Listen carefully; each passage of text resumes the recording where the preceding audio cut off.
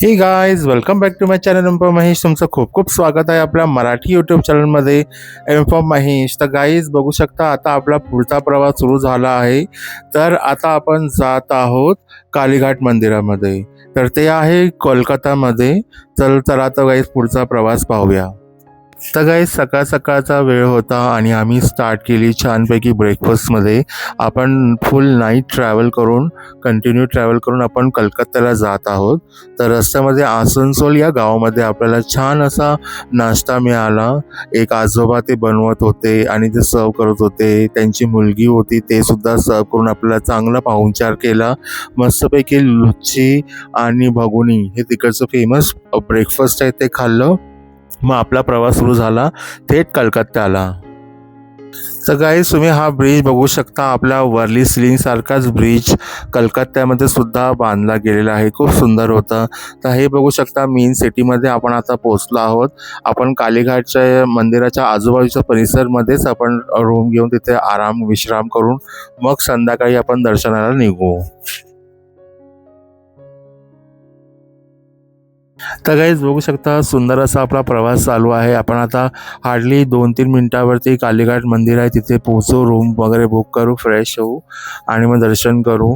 तर गाईज आपण थोडक्यात तुम्हाला माहिती सांगण्याचा प्रयत्न करीन. कलकत्ता येथील कालीघाट मंदिर हे देशातील 51 शक्तिपीठापैकी एक आहे. येथे देवी सतीच्या उजव्या पायाची बोटं पडली होती अशी श्रद्धा आहे. आजचे हे मंदिर इसवी सन 1809 मध्ये राजा बाबू संतोष रॉय यांनी बांधले असले तरी याचा इतिहास 15व्या आणि 17व्या शतकातील साहित्यातही आढळतो.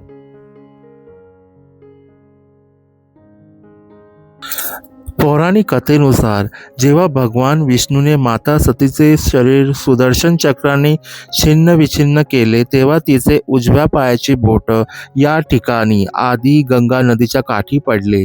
हेच ते स्थान आहे जे 4 प्रमुख आदिशक्तिपीठापैकी एक मानले जाते. तर गाईस हे मंदिर हिंदू तांत्रिक परंपरेतील 10 महाविद्यांपैकी एक मानले जाते. येथे तंत्र साधनेसाठी देश विदेशातून साधक येतात. तर गाईस हे मंदिर मुख्यत्वे बंगाली वास्तुकलेचा नमुना आहे. देवी कालीची मूर्ती अत्यंत अद्वितीय आहे. तिचे हात, तिचे जीभ आणि दात हे सोन्याने बनलेले आहेत गाईस. तर गाईस हे बघू शकता सुंदर असं मंदिर आहे. आपण मंदिराच्या आतील परिसरामध्ये आहोत. देवीचं छानपैकी दर्शन केलं आणि देवीला धन्यवाद केलं की तुम्ही इथपर्यंत आम्हाला लांबचा पल्ला गाठत इथपर्यंत आम्हाला दर्शनासाठी बोलवलं. त्यासाठी थँक्यू गॉड, थँक्यू आदिशक्ती मा. चला तर बाई भेटूया पुढे. ही गाडी बघा कलकत्त्याची आणि ही आहे कलकत्त्याची बस. बघू शकता.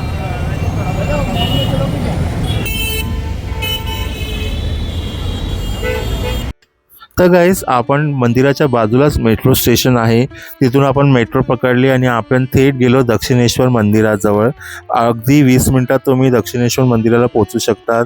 मग तिथून आल्यानंतर आम्ही छानपैकी रात्रीचं डिनर केलं. त्याच्यामध्ये वेगळ्या प्रकारचे बंगाली क्युझिन्स होते. ते खाऊन आम्ही रात्री डायरेक्ट झोपलो कारण खूप थकलो होतो.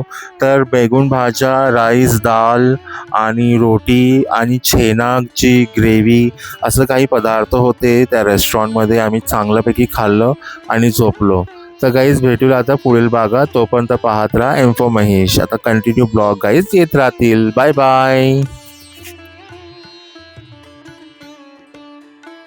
वो दूध से छेना बनता है ना, बेंगोली लोगों का जो मिठाई बनता है ना।